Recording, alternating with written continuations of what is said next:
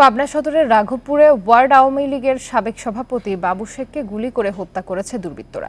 শনিবার রাত 9:30টার দিকে ফকিরপাড়া মোড়ে এ ঘটনা ঘটে।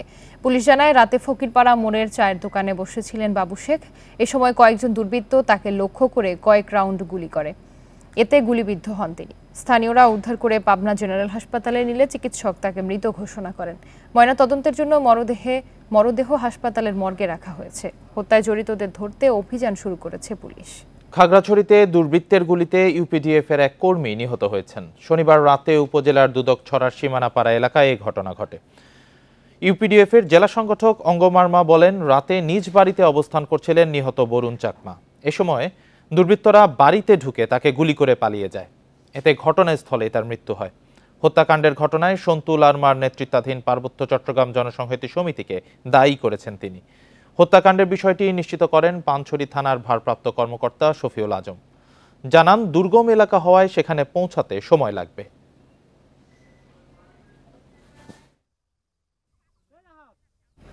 জন্ম মৃত্যু নিবন্ধন নিয়ে আবারও বিপাকে দক্ষিণ ঢাকার বাসিন্দারা। সিটি কর্পোরেশনের তথ্য কেন্দ্রীয় সার্ভারে যুক্ত না হয় মিলছে না সেবা। রেজিস্ট্রার জেনারেল বলছে, দক্ষিণ সিটির সার্ভার করার কোনো এখতিয়ারই নেই। তবে নগর কর্তৃপক্ষের দাবি, বিধিমালার ক্ষমতা বলেই সার্ভার করে তথ্য সংরক্ষণ করতে পারেন মেয়র। মেরাদিয়ার বাসিন্দা ইতি আক্তার দক্ষিণ সিটির আঞ্চলিক কার্যালয় থেকে করিয়েছেন জন্ম নিবন্ধন। তবে তা গ্রহণ করছে না পাসপোর্ট অফিস। এটি দিয়ে করাতে পারছেন না ছেলের জন্ম নিবন্ধনও। আমার তো লাভ নেই আসলে, দক্ষিণ দিকে করতে আমারটাই তো কোনো কাজে আসতেছে না। বাচ্চাটা কোনো কাজে আসবে কি? শুধু শুধু আমার তো ভোগান্তি হবে। আবার পাসপোর্ট, এনআইডি সহ 18টি সেবা পেতে লাগে জন্ম নিবন্ধন সনদ। তবে সার্ভার জটিলতায় নাগরিক ভোগান্তি সীমাহীন। সে সংকট কাটাতে গত অক্টোবর থেকে নিজস্ব সার্ভার চালু করে ঢাকা দক্ষিণ সিটি। তবে তাতেও সুফল মেলেনি।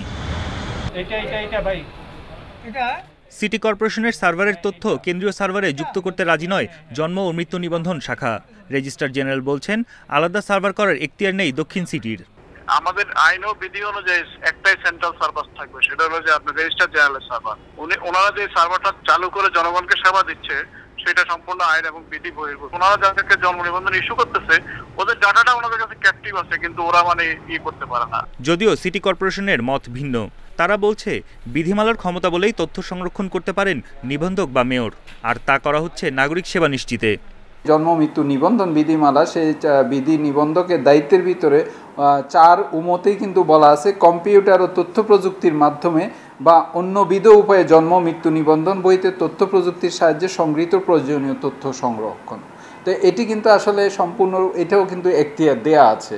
ঢাকা দক্ষিণ সিটি কর্পোরেশনের নিজস্ব সার্ভার থেকে গত 7 মাসে 70,000-এর বেশি জন্ম নিবন্ধন সনদ দেওয়া হয়েছে। তবে কেন্দ্রীয় সার্ভারে তা যুক্ত না হয় নাগরিক দুর্ভোগ কাটছে না। বন ইবনে কামাল, ইন্ডিপেন্ডেন্ট নিউজ, ঢাকা। নেত্রকোনা শহরের বনুয়াপাড়ায় জঙ্গি আস্তানা সন্দেহে একটি বাড়ি ঘেরাও করেছে পুলিশ। রাত থেকে ওই বাড়িটি ঘিরে রাখা হয়েছে। এর আগে দুপুরে সদরের ভাষাপাড়া গ্রামে জঙ্গি আস্তানা সন্দেহে একটি মাছের খামারে অভিযান চালিয়েছে পুলিশ। শনিবার দুপুর 1টা থেকে ওই খামারে অভিযান চালান তারা। পুলিশ জানিয়েছে, গোয়েন্দা তথ্যের ভিত্তিতে ওই খামারটির সন্ধান পান তারা। বিকেলে খামারের ভেতরে থাকা বাড়িতে জঙ্গিদের আটক অভিযান শুরু করে ময়মনসিংহ থেকে আসা অ্যান্টি টেরোরিজম ইউনিট। এরই মধ্যে সেখান থেকে উদ্ধার করা হয়েছে 17 রাউন্ড গুলি, একটি পিস্তল ও ওয়াকি টকি। পুলিশের সন্দেহ, আস্তানাটি জঙ্গিদের প্রশিক্ষণ কেন্দ্র হিসেবে ব্যবহৃত হতো। অভিযানের বিষয়টি টের পেয়ে সেখান থেকে পালিয়ে যায় জঙ্গিরা। জঙ্গি আস্তানা বা জঙ্গির প্রশিক্ষণের একটা কেন্দ্র রয়েছে, এরকম একটা প্রাথমিক তথ্য পাই। তার ভিত্তিতে আমরা অনেকদিন থেকে কাজ করি। কাজ করার ভিত্তিতে গতকালকে রাতে আমরা মোটামুটি কনফার্ম হই এই এলাকাটার, এবং তার ভিত্তিতে আমাদের যে সদর থানার পুলিশ সদস্যরা তারা অভিযান পরিচালনা করে। অভিযানের পরিচালনা আপনারা জেনেছেন ইতিমধ্যে যে আমরা একটি বিদেশি পিস্তল, 17 রাউন্ড গুলি, তাজা গুলি, এর সাথে প্রশিক্ষণের বিভিন্ন সামগ্রী উদ্ধার করি। এ বিষয়ে আরো জানাতে নেত্রকোনা থেকে যুক্ত হয়েছেন সহকর্মী লাভলু পাল চৌধুরী। লাভলু, ওই এলাকার এখন আইন শৃঙ্খলা পরিস্থিতি কেমন দেখছেন? যে প্রশিক্ষণ কেন্দ্রটি জঙ্গির আস্তানা হিসেবে, প্রশিক্ষণ কেন্দ্র হিসেবে ব্যবহৃত হতো বলে সন্দেহ করা হচ্ছে, সেটি নিয়ে স্থানীয়দের আসলে কি মতামত রয়েছে, কি জানা গেছে আর কি সর্বশেষ?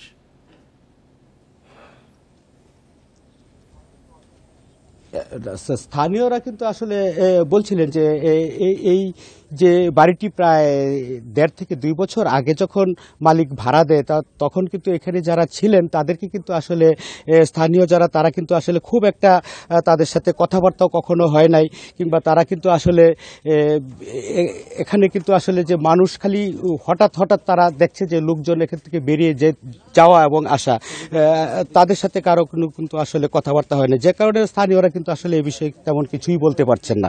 আর পুলিশ কিন্তু আজকে প্রায় আধা ঘন্টা আগে কিন্তু যে ঢাকা থেকে যে বোম ডিসপোজাল টিম আসার কথা ছিল, তারা কিন্তু আসলে এসে কিন্তু আধা ঘন্টা আগে কিন্তু তারা ভেতরে ঢুকেছে আইনশৃঙ্খলা বাহিনীর অন্যান্য সদস্যদের সাথে নিয়ে, তারা কিন্তু সেই ভেতরে কিন্তু এখন অভিযান চালাচ্ছেন। গতকালকে যখন টেররিজমের অতিরিক্ত ডিআইজি কিন্তু বলছিলেন যে সেটি একটি প্রশিক্ষণ শিবির এবং তারা কিন্তু সেরকম কিছু আলামতও পেয়েছে। এরই মাঝে যে আপনি জানেন যে বিদেশি একটি পিস্তল এবং 17 রাউন্ড গুলি, 1 বস্তা জিহাদি বই ছাড়াও কিন্তু আরও অন্যান্য যে জঙ্গি আস্তানা হিসেবে যে বিষয়গুলো থাকে সেই সব উপাদান কিন্তু তারা এরই মাঝে কিন্তু উদ্ধার করেছে। এখন ভিতরে যেটি দেখছে সেটি হলো যে পুলিশ সুপার ফয়েজ আহমদ বলছিলেন যে ভেতরে হয়তো বোমা থাকতে পারে এবং সে কারণেই কিন্তু আসলে এখন এই যে ঢাকা থেকে কিন্তু যে বোম ডিসপোজাল টিম যারা আছেন তারা কিন্তু সদস্যরা এখানে এসেছেন এবং তারা কিন্তু এখন ভেতরে অভিযান পরিচালনা করছেন।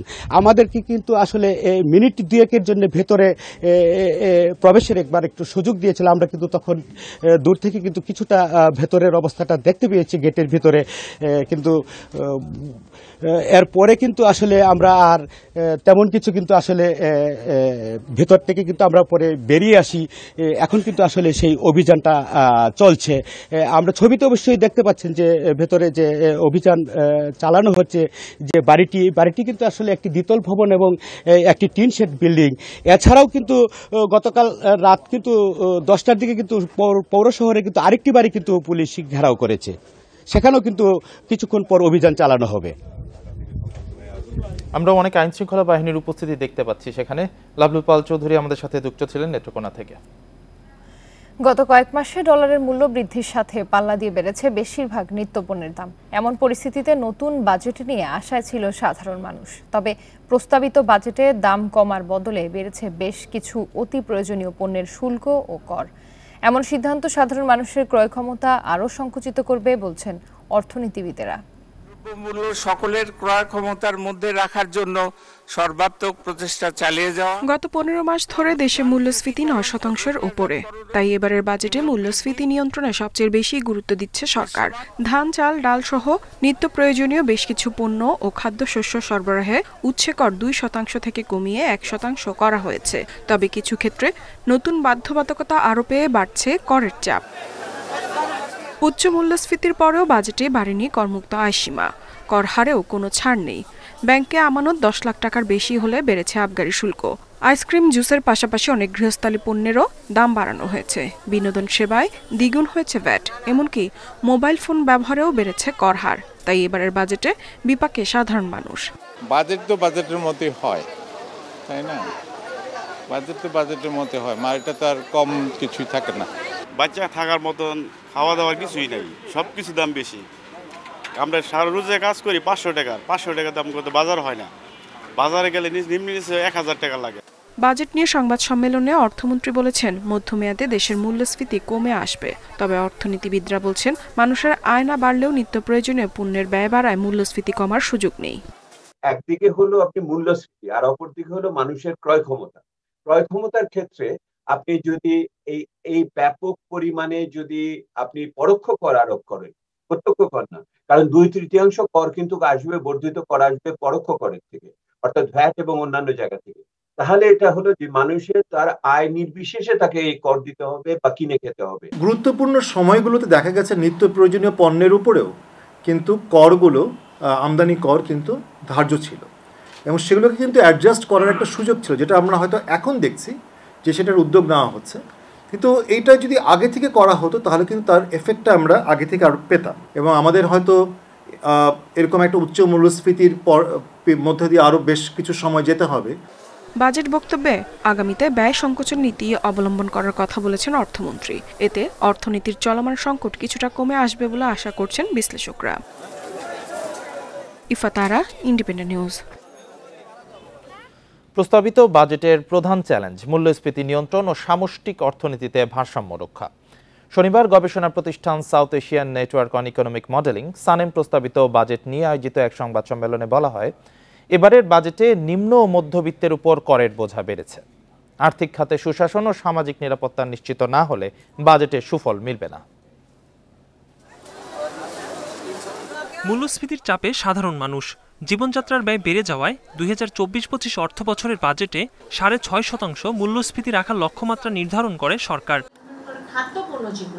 বাজেট পর্যালোচনা করে সানেম জানিয়েছে, সামষ্টিক অর্থনীতিতে ভারসাম্য আনতে বাজেটে সুনির্দিষ্ট দিক নির্দেশনা নেই। মনিটরি পলিসি, সুদ হার ও রাজস্ব নীতির সংস্কার না হলে কাঙ্ক্ষিত পর্যায়ে মূল্যস্ফীতি কমবে না। খেলাপি ঋণ বৃদ্ধি এবং সুদ হার টানা বাড়তি থাকলে ব্যাংকিং খাত বিপর্যয়ের মুখে পড়বে। খুব গুরুত্বপূর্ণ সময়গুলোতে দেখা গেছে নিত্য প্রয়োজনীয় পণ্যের উপরেও কিন্তু করগুলো, আমদানি কর কিন্তু ধার্য ছিল এবং সেগুলোকে কিন্তু অ্যাডজাস্ট করার একটা সুযোগ ছিল, যেটা আমরা হয়তো এখন দেখছি যে সেটার উদ্যোগ নেওয়া হচ্ছে। কিন্তু এইটা যদি আগে থেকে করা হতো তাহলে কিন্তু তার এফেক্টটা আমরা আগে থেকে আর পেতাম। সো মনিটারি পলিসি, ফিসকাল পলিসির মধ্যে কোঅর্ডিনেশনের একটা বড় অভাব আছে। ব্যক্তিখাতে চলছে বিনিয়োগের স্থবিরতা। বিদেশি বিনিয়োগ বাড়াতে আমলাতান্ত্রিক জটিলতা কমানোর দাবি জানায় সানেম। বলা হয় 15% ট্যাক্সে কালো টাকা সাদা করার সুযোগ দিয়ে দুর্নীতিকে উৎসাহিত করা হয়েছে। ব্যক্তিখাতে বিনিয়োগে কোথায় কোথায় আসলে আমরা প্রণোদনা দিব, আমরা তাদেরকে উজ্জীবিত করব, সেই স্ট্র্যাটেজিটা তৈরি করা, অর্থাৎ শ্রমঘন শিল্পগুলোকে বিনিয়োগ করা এবং নতুন নতুন শ্রমঘন শিল্পগুলোকে খুঁজে বের করা। দারিদ্র বিমোচনে সাফল্য দেখালেও দেশে আয় বৈষম্য বাড়ছে। সাধারণ মানুষের উপর করের বোঝা কমিয়ে সামাজিক নিরাপত্তায় বরাদ্দ বাড়ানোর সুপারিশ করে সানেম। কমানোর ক্ষেত্রে কিছুটা সহায়ক ভূমিকা রাখতে পারে। ইকরামুল ইসলাম, ইন্ডিপেন্ডেন্ট নিউজ, ঢাকা। ঋণের জন্য বাজেটের আগে কোনো মন্ত্রী বিদেশে ছোটাছুটি করেননি বলে দাবি আওয়ামী লীগের সাধারণ সম্পাদকের। শনিবার দুপুরে রাজধানীর বঙ্গবন্ধু এভিনিউয়ে বাজেট পরবর্তী সংবাদ সম্মেলনে তিনি এ দাবি করেন। বলেন, অর্থনৈতিক চ্যালেঞ্জের মধ্যে প্রস্তাবিত বাজেট পরিমিত, বাস্তবসম্মত ও গণমুখী হয়েছে। বৃহস্পতিবার 2024-25 অর্থ বছরের বাজেট প্রস্তাব করেন অর্থমন্ত্রী আবুল হাসান মাহমুদ আলী। এদেশের মানুষকে উন্নয়নের শীর্ষবিন্দুতে। এরই মধ্যে বাজেটের নানা দিক নিয়ে আলোচনা সমালোচনা চলছে। এমন পরিস্থিতিতে বাজেট পরবর্তী সংবাদ সম্মেলনের আয়োজন করে আওয়ামী লীগ। দলের অবস্থান তুলে ধরেন ওবায়দুল কাদের। এ সময় তিনি বলেন, অর্থনৈতিক ও সামাজিক অগ্রগতির ফলে জীবনমান উন্নত হয়েছে। বাংলাদেশে এখন শুধু ডাল ভাতে নয়, পুষ্টিতেও স্বয়ংসম্পূর্ণ। সাইফুর রহমানকে বিশ্বের অর্থনীতির বিভিন্ন ফোরামে, প্যারিসের কনসোর্টিয়াম বৈঠকে দৌড়াতে হয়েছিল দীক্ষা ঝুলি নিয়ে। এ সময় দুর্নীতি নিয়ে প্রশ্ন করা হলে দলের দুর্নীতিবাজদের তালিকা চান আওয়ামী লীগ সাধারণ সম্পাদক। দুদককে বলবো তদন্ত। না, আপনারা একটা তালিকা প্রস্তুত করে দিন। আপনারা যে যাদেরকে দুর্নীতিবাজ ভাবছেন তালিকাটা দেন, আমরা দুদককে বলবো তদন্ত। বাজেট নিয়ে সিপিডি, সুজন বা টিআইবি কি বলল তাতে সরকারের মাথা ব্যথা নেই বলে জানান তিনি। বলেন, কালো টাকা সাদা করার সুযোগ দেওয়া হয়েছে, কিন্তু অন্যায়ের শাস্তি কমানোর সুযোগ নেই। টিআইবি কি বলল, সুজন কি বলল, এসব নিয়ে আমাদের কোনো মাথা ব্যথা নেই। আল আমিন হোসেন, ইন্ডিপেন্ডেন্ট নিউজ, ঢাকা। কালো টাকা সাদা করার সুযোগ দুর্বৃত্তদের জন্য টোপ। ওবায়দুল কাদেরের এমন বক্তব্য হাস্যকর বলে মন্তব্য করেছেন বিএনপি মহাসচিব মির্জা ফখরুল ইসলাম আলমগীর। শনিবার সকালে তিনি বলেন, প্রস্তাবিত বাজেটে রাঘব বোয়ালদের লুটপাটের সুযোগ করে দেওয়া হয়েছে।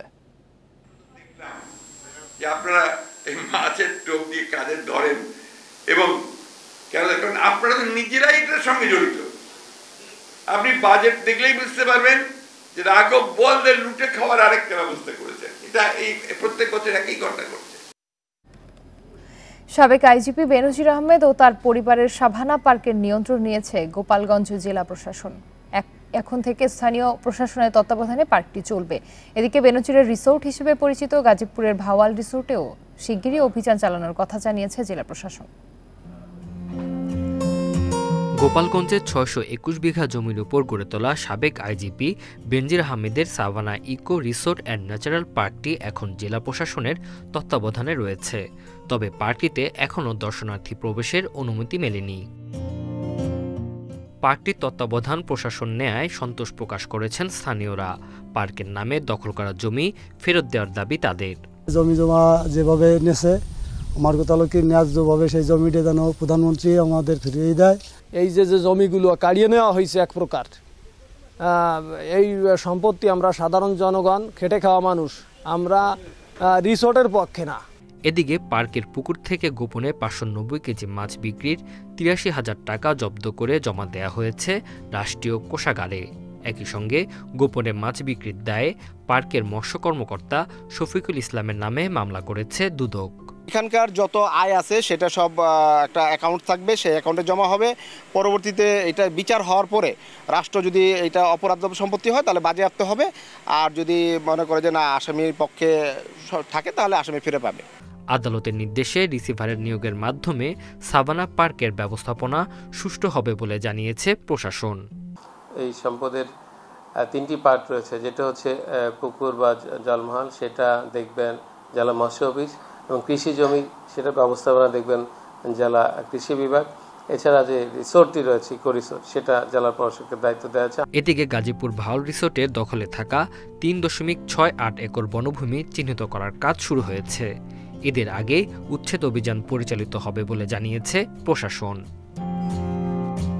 Tanzil Hasnat, Independent News. MP Anwarul Azim হত্যায় অভিযুক্ত সিয়ামকে 14 দিনের রিমান্ডে নিয়েছে কলকাতার সিআইডি। শনিবার দুপুরে পশ্চিমবঙ্গের বারাসাত আদালতে তোলা হলে জিজ্ঞাসাবাদের জন্য রিমান্ড আবেদন করা হয়। সিআইডির আবেদনে সাড়া দিয়ে রিমান্ড মঞ্জুর করেন বারাসাতের মুখ্য দায়রা আদালতের বিচারক। এদিকে ঢাকায় মামলা সংশ্লিষ্ট কর্মকর্তারা জানান, এই ঘটনায় আওয়ামী লীগের স্থানীয় এক নেতাকে জিজ্ঞাসাবাদ করা হচ্ছে। 13 মে কলকাতায় হত্যা করা হয় এমপি আনোয়ারুল আজিমকে। এই ঘটনায় তদন্ত করছে বাংলাদেশ ও কলকাতা পুলিশ, তবে এখনো মেলেনি আজিমের মরদেহ। এই ঘটনায় গ্রেপ্তার সিএমকে 14 দিনের রিমান্ডে নিয়েছে কলকাতা সিআইডি। শনিবার সিআইডির আবেদনে সাড়া দিয়ে রিমান্ড মঞ্জুর করেন দেশটির আদালত।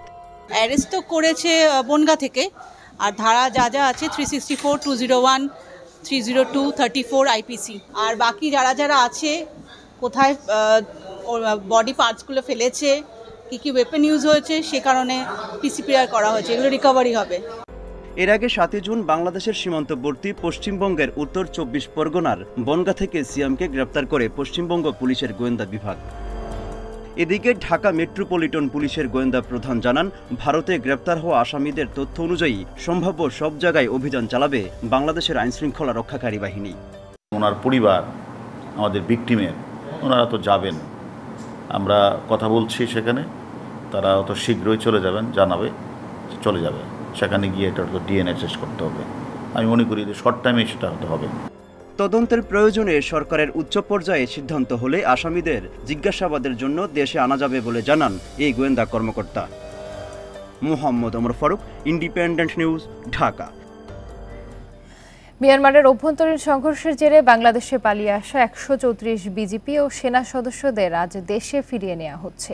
পাশাপাশি তাদের নিতে আসা জাহাজে করে মিয়ানমারের কারাভোগ শেষে বাংলাদেশে ফিরেছে 45 বাংলাদেশি। ভোর থেকে কক্সবাজার শহরের নুনিয়াছড়ার বিআইডব্লিউটিএ ঘাট এলাকা পুলিশ, বিজিবি, কোস্টগার্ড এবং গোয়েন্দা বাহিনী সহ নিরাপত্তার চাদরে ঢেকে রাখা হয়েছে। এর আগে শনিবার বিকেলে রাখাইন রাজ্যের সিতুওয়ে থেকে একটি জাহাজ বাংলাদেশের উদ্দেশ্যে রওনা হয়। মিয়ানমার নৌবাহিনীর জাহাজ ইউএমএস চিন ডুইন ভোরে 45 বাংলাদেশিকে নিয়ে কক্সবাজারে পৌঁছান।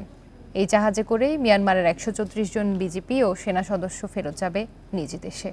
এর আগে 2 দফায় বাংলাদেশে আশ্রয় নেওয়া 618 বিজিপি সেনা সদস্য ও কাস্টমস কর্মকর্তাকে মিয়ানমারে ফেরত পাঠানো হয়।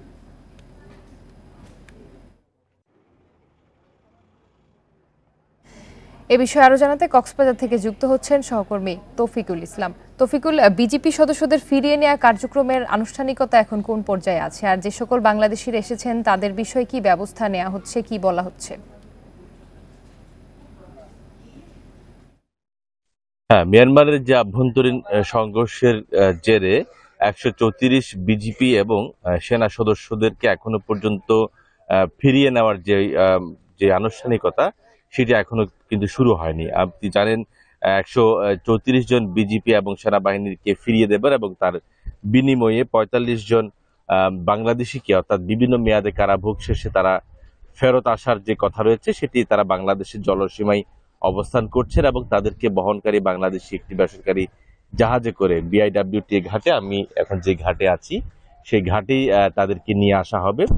তবে অল্প কিছুক্ষণের মধ্যে হয়তো তারা এই ঘাটে এসে পৌঁছাবেন, অর্থাৎ যে 45 জন বাংলাদেশি আছেন তারা। এরপর পরে তাদেরকে জাহাজ থেকে নামানোর পরে 134 বিজিপি এবং যে তাদের যে সেনা সদস্য রয়েছেন 3 জন তাদেরকে মিয়ানমারে যে ফিরিয়ে নেওয়ার যে সেটি আনুষ্ঠানিকতা শুরু হবে। ইতিমধ্যে এখানে এসে উপস্থিত হয়েছেন মিয়ানমারের রাষ্ট্রদূত আছেন এবং এখানকার বিজিবির এবং বাংলাদেশ সরকারের পররাষ্ট্র মন্ত্রণালয়ের পদস্থ কর্মকর্তারাও কিন্তু এখানে এসেছেন। তবে এটি আনুষ্ঠানিকতা শুরু হতে আরো কিছুক্ষণ সময়ের প্রয়োজন হতে পারে এবং আপনি জানেন যে 45 জন বাংলাদেশি বিভিন্ন মেয়াদের কারাভোগ শেষে যারা বাংলাদেশে আসছে তাদের মধ্যে কক্সবাজারে রয়েছে 34 জন এবং তাদের স্বজনরাও কিন্তু ইতিমধ্যে এখানে ভিড় করছেন তাদের যে সন্তান কিংবা তাদের যে পরিবারের যে সদস্যরা আসবেন তাদেরকে সানন্দে তারা গ্রহণ করার জন্য। তো এখনো পর্যন্ত সেই আনুষ্ঠানিকতা শুরু হতে কিছু সময় দরকার হতে পারে।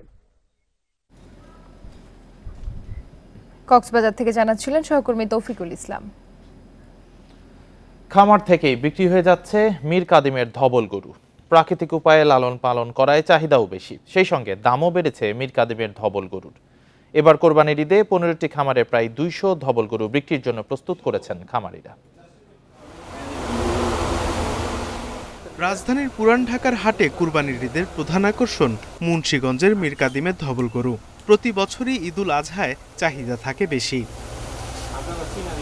গোখাদ্যের দাম বৃদ্ধি ও ইনজেকশন দিয়ে গরু মোটাতাজাকরণের অসাধু প্রতিযোগিতায় হারাচ্ছে সেই ঐতিহ্য। পুরনো ঐতিহ্য ফেরাতে দেশীয় পদ্ধতিতে গরু লালন পালন করছেন খামারিরা। উৎপাদন খরচ বাড়ায় এবার ধবল গরুর দামও বেশি। আমরা কোনো ইঞ্জেকশন মারি না, কোনো ভেজাল কোনো খাবার খাওয়াই না, যত খাওয়ান আছে সব আমরা ইনটেক খাওয়ান খাওয়াই। ঢাকাতে বড় বড় কাস্টমাররা গরু কিনে নিয়ে যা। দেখতে সুন্দর ও মাংস সুস্বাদু হওয়ায় ধবল গরু এখনো চাহিদার শীর্ষে। ইতোমধ্যে মীর কাদিমের খামারগুলোতে শুরু হয়ে গেছে গরু বিক্রি। মুন্সিগঞ্জ মীর কাদিমের যে ধবল গরুটা, ধবল গাই গরু যেটা, এটা আসলে আমরা সব করে নেই। সাদা গরুগুলো দেখতে সুন্দর হয় আর মাংসগুলো খুব সুস্বাদু হয়। আর কালকে আমরা 2টা নিয়েছি, আজকে 2টা কথা চলতেছে, ইনশাআল্লাহ হয়ে যাবে। মীর কাদিমের ধবল গরুর এই ঐতিহ্য ধরে রাখতে সব ধরনের সহায়তা করা হবে বলে জানান প্রাণী সম্পদ কর্মকর্তা। এই গরুগুলা সম্পূর্ণ দেশীয় পদ্ধতিতে প্রাণী সম্পদ দপ্তরের তত্ত্বাবধানে কাঁচা ঘাস এবং দানাদার খাদ্য খাওয়ায় লালন পালন করেছে। আমরা করোনাকালীন সময়ে বিভিন্ন খামারিদেরকে প্রণোদনা প্রদান করেছি, যে কারণে তারা নতুনভাবে খামার স্থাপনে উদ্যোগী হয়েছে। চলতি বছর 15 থেকে 20টি খামারে প্রায় 200 ধবল গরু বিক্রির জন্য প্রস্তুত করেছেন খামারিরা। আকার অনুসারে এক একটি গরুর দাম 1.5 লাখ থেকে 8 লাখ টাকা পর্যন্ত। Independent news. কোরবানির পশু হিসেবে জনপ্রিয় হয়ে উঠেছে মরুর প্রাণী উট দুম্বা। তাই এবারও বেশ কিছু উট দুম্বা আমদানি করা হয়েছে। এরই মধ্যে বিক্রিও হয়েছে কয়েকটি। উট 20 থেকে 25 লাখ আর দুম্বা বিক্রি হচ্ছে 2 থেকে 5 লাখ টাকায়। মরুভূমির জাহাজ বলা হয় উটকে। ভারত থেকে ঈদ উপলক্ষে আনা হয়েছে বেশ কিছু উট। কোরবানির জন্য প্রতি বছরই এর চাহিদা বাড়ছে, তাই আগের তুলনায় বেড়েছে আমদানিও। রাজধানীর বসিলার এই খামারটি এবার এনেছে 10টি উট। এরই মধ্যে 7টি বিক্রি হয়ে গেছে, বাকিগুলোর দরদাম চলছে। উট দেখতে ভিড় জমাচ্ছেন অনেকে। উট আসতেছে, তারপর ছোট ছোট ভুট্টি গরু, তারপর দুম্বা, তো এই বিভিন্ন সাইজের বড় সাইজের ছাগলও দেখলাম। সেগুলো সবাই আকৃষ্ট করতেছে আর কি দেখার জন্য, এই জন্য নিয়ে আসা, বাচ্চাকে সাথে করে নিয়ে আসা। এই উট বা দুম্বা দেখতে পারি না, বাট এখানে আসলে আমরা একসাথে গরু উট দুম্বা সবই একই ছাদের নিচে দেখতে পাচ্ছি। এই জিনিসটা আসলে আনন্দের। আসলে অনেক ভালো লাগছে, ছেলে নিয়ে আসছি, দেখতে এত সুন্দর ভালো লাগছে, কারণ এগুলো আসলে সচরাচর পাওয়া যায় না, দেখা যায় না বাংলাদেশে, যে কারণে উৎসাহ নিয়ে আসা, দেখতে আসা। মধ্যপ্রাচ্যের আরেক পশু দুম্বা। বাংলাদেশে বেশ কিছু খামারে এখন এর প্রজনন হচ্ছে। দেশি পশুর খাবার খায় বলে এর লালন পালনে বেগ পেতে হয় না। তবে কোরবানি উপলক্ষে বিদেশ থেকে আমদানিও হয়েছে। খামারিরা বলছেন প্রতিটি উটের ওজন 10 থেকে 12 মণ। আর দুম্বা 50 থেকে 60 কেজি।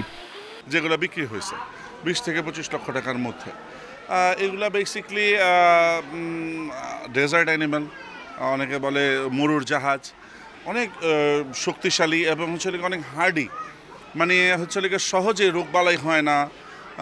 একটু আমাদের দেশের হিউমিডিটির জন্য তাদের একটু গায়ে অ্যালার্জি হওয়ার একটা টেন্ডেন্সি হয়, বাট তারপরে আমরা যদি রেগুলার গায়ে ম্যাসাজ করি তখন আর এই অ্যালার্জির প্রকোপটাও থাকে না।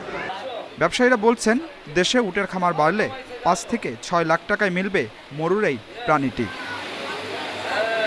Adilur Rahman, independent News, Dhaka.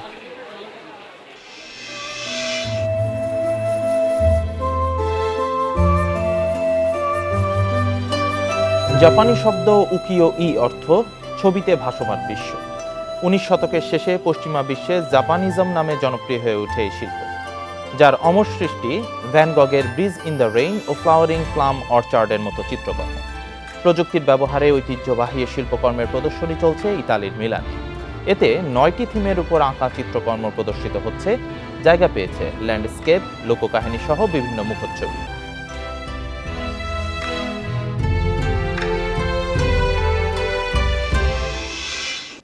এ নিয়ে বিস্তারিত প্রতিবেদন থাকছে সংবাদের পরের অংশে। পরবর্তী খবর জানিয়ে দিচ্ছি। ঘূর্ণিঝড় রিমালে স্থগিত 19 উপজেলা পরিষদ নির্বাচনের ভোট গ্রহণ শুরু হয়েছে। সকাল 8টা থেকে শুরু হয়ে ভোট চলবে বিকেল 4টা পর্যন্ত। বাগেরহাট, খুলনা ও পটুয়াখালীর 3টি করে উপজেলা, বরিশাল, ঝালকাঠি ও বরগুনার 2টি করে উপজেলা এবং পিরোজপুর ও নেত্রকোনার 1টি করে উপজেলায় ভোট হচ্ছে। এর মধ্যে কেবল পিরোজপুরের মঠবাড়িয়ায় ভোট হবে ইভিএমে। এসব উপজেলায় অবাধ ও শান্তিপূর্ণভাবে ভোট গ্রহণের জন্য সব ধরনের প্রস্তুতি সম্পন্ন করার কথা জানিয়েছেন নির্বাচন কমিশন।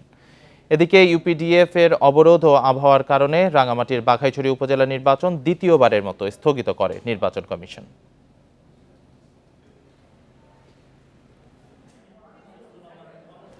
নির্বাচন পরিস্থিতি নিয়ে জানাতে বরিশালের গৌর নদী থেকে যুক্ত হয়েছেন সহকর্মী মুরাদ আহমেদ। মুরাদ, এ পর্যন্ত ভোট গ্রহণ কেমন দেখছেন? ভোটারদের উপস্থিতি কেমন এবং ভোট কেন্দ্রের পরিবেশই বা কেমন দেখছেন? জি, ধন্যবাদ। আসলে এখন পর্যন্ত সবকিছু চিমচাম অবস্থায় আছে। এটা এই জন্য বলা যে বরিশালের সড়ক পথে প্রবেশদ্বার হচ্ছে গৌরনদী, আগলঝাড়া, এবং এই দুটি রাজনৈতিক প্রভাব এই দুটি উপজেলায় এতটাই বেশি যে আসলে এই উপজেলাগুলোর শেষ পর্যন্ত সম্ভবত সবকটি কেন্দ্রকেই গুরুত্বপূর্ণ বা অতি গুরুত্বপূর্ণ ধরা হয়েছে, যদিও প্রথম দফায় এখানে 60% গুরুত্বপূর্ণ ধরা হয়েছিল। আমরা সকাল থেকে ভোটারের কিছুটা দেখা পেলে হঠাৎ করে আমরা দেখেছি যে দল বেঁধে প্রায় 5 থেকে 600 ভোটার এসে হাজির হয়েছেন। আপনি দেখুন যে এখন এই 1 ঘন্টা সময়ের মধ্যে কিছুটা ভোটারের ঘাটতি থাকলেও তাও কিন্তু কম নয়। এখানে ভোটার একদম শুরু থেকে শেষ পর্যন্ত রয়েছে ভোটার। আমরা দেখেছি যে এরা এসছে যেভাবে, সেটি আসলে নির্বাচন বিধি কতটা কভার করে সেটি আমরা নির্বাচন কমিশনের কাছে জিজ্ঞেস করে জেনে নিতে পারবো। কিন্তু আমরা দেখেছি যে ওনারা দলে বলে কেন্দ্রে এসছেন এবং অনেক বড় দলে বলে এসছেন। তো এটি আসলে প্রশ্নের সৃষ্টি করে। তখন কিছুটা হাঙ্গামার চেষ্টা হলে বিজেপি এবং পুলিশ সমানে হস্তক্ষেপ করে এবং 2 জনকে আটক করে এখানে যে ছাত্রলীগের যুগ্ম সম্পাদক রয়েছেন ইমরান মিয়া, তাকে সহ আরো 2 জনকে আটক করে নিয়ে গেছে। এরপর থেকে পরিস্থিতি একেবারে ঠান্ডা রয়েছে। আমরা যতটুকু দেখেছি 121টি যে কেন্দ্র রয়েছে সব জায়গাতেই আসলে ভোটারদের মধ্যে একটা উৎসব মুখর পরিবেশ এটা যেমন বিরাজ করছে, ঠিক তেমনি আতঙ্ক কিন্তু আজকে আমরা দেখলাম। এই আতঙ্কটা হচ্ছে এই এলাকার রাজনৈতিক প্রভাব, অর্থাৎ কেউ চেয়ে কারো কম না। আপনি জানেন যে এই যে কেন্দ্রটিতে আমরা দাঁড়িয়েছি এটি হচ্ছে গৌরনদী উপজেলার। গৌরনদী উপজেলার যিনি পৌর চেয়ারম্যান ছিলেন তিনি পদত্যাগ করে এসছেন উপজেলা চেয়ারম্যান পদে, আর যিনি বর্তমান উপজেলা চেয়ারম্যান আছেন তিনি সহ যারা প্রভাবশালী এখানে রয়েছেন তারা সবাই অন্য আরেকজনকে, অর্থাৎ পৌর আওয়ামী লীগের সভাপতি যিনি তাকে সমর্থন দিয়েছেন।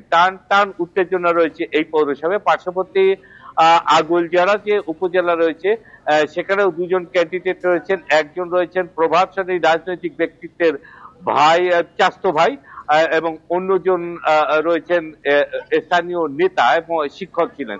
তো সেখানে আমরা শুনছি যে উত্তেজনার টানটা রয়েছে। আমরা যাব আমরা কিছুক্ষণের মধ্যে গৌনদী ছেড়ে আগুলদিয়ার উদ্দেশ্যে যাব। তবে যে কথাটি বলে রাখি যে ভোটার আসতে শুরু করেছে, ভোটার যদি হস্তক্ষেপ করা না হয়, অর্থাৎ ভোটারকে এখানে আমরা যেটা দেখলাম যেভাবে আনা হয়েছে এভাবে না আনা, যদি এমনি ছেড়ে দেয় ভোটার আসছে, ভোটারদের মধ্যে উৎসাহ আছে আর একটা বিশ্বাস আছে যে তার ভোটটি সে দিতে পারবে। এই হচ্ছে এখানকার আপাতত সর্বশেষ তথ্য।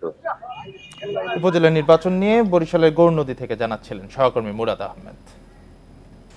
ভোলার দৌলতখানে বরফকলের গ্যাস সিলিন্ডার বিস্ফোরণে সিদ্দিকা খাতুন নামে এক বৃদ্ধা নিহত হয়েছেন। এই ঘটনায় আহত হয়েছেন 15 জন। শনিবার রাতে পৌরসভার 3 নম্বর ওয়ার্ডের স্লুইস গেট সংলগ্ন খোরশেদ আলম দরবেশের বরফকলে এ দুর্ঘটনা ঘটে। পুলিশ জানায় রাতে বরফকলে বিকট শব্দ হয়, এতে এলাকায় আতঙ্ক ছড়িয়ে পড়ে। এ সময় বরফকলের ঘরের টিনের চালা এবং ওয়াল ফেটে পাশের বাড়ির উপর পড়ে। এতে সিদ্দিকা খাতুন, ফাইজা ও হুমায়রা সহ 3 জন গুরুতর আহত হন। তাদের উদ্ধার করে হাসপাতালে নিলে চিকিৎসক উন্নত চিকিৎসার জন্য ভোলা সদর হাসপাতালে পাঠান। সেখানে সিদ্দিকা খাতুনের মৃত্যু হয়। খবর পেয়ে উপজেলা প্রশাসন, পুলিশ, দৌলত খান ও ফায়ার সার্ভিস ঘটনাস্থলে গিয়ে পরিস্থিতি নিয়ন্ত্রণে আনে।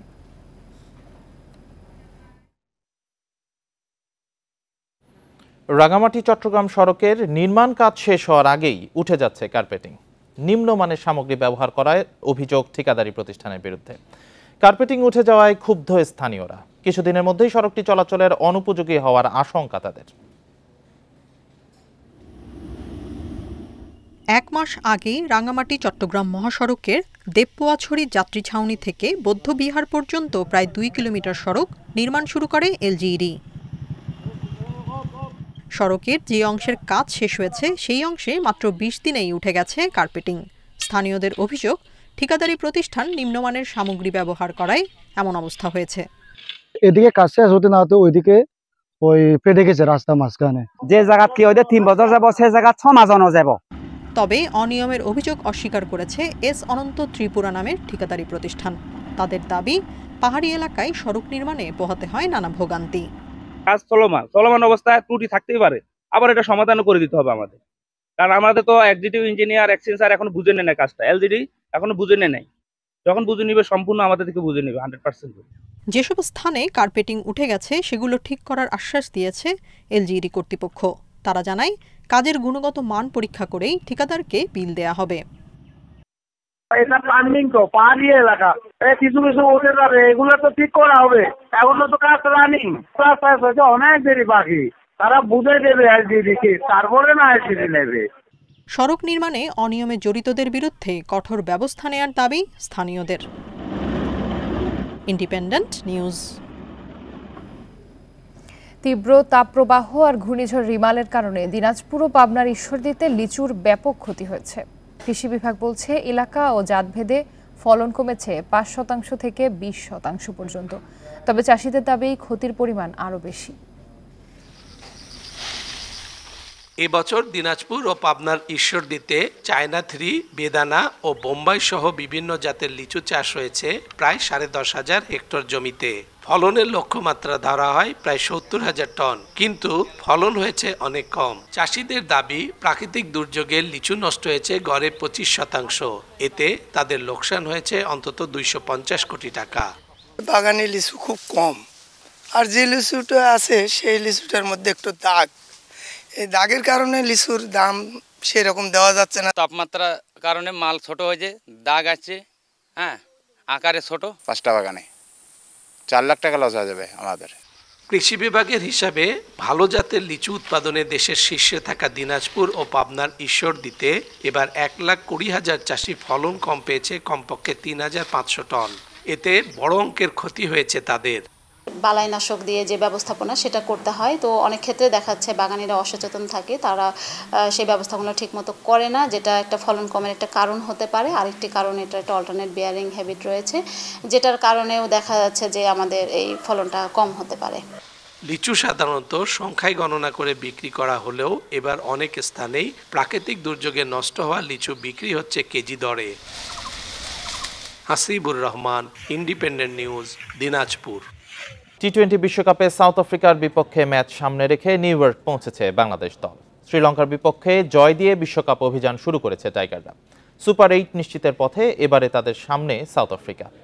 2 ম্যাচ জিতে তারা গ্রুপ ডি এর শীর্ষে। প্রোটিয়াদের হারিয়ে ধারাবাহিকতা রাখতে চায় নাজমুল শান্তর দল।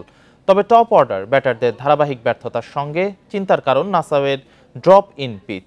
রাবাদা নরকিয়াদের এই উইকেটে সামলানো কঠিন হবে টাইগারদের জন্য। সাউথ আফ্রিকাকে হারাতে তাই টস গুরুত্বপূর্ণ। আগে বোলিং নিয়ে টাইগার পেস অ্যাটাকে প্রোটিয়াদের কাবু করতে পারলে জয়ের সম্ভাবনা থাকবে।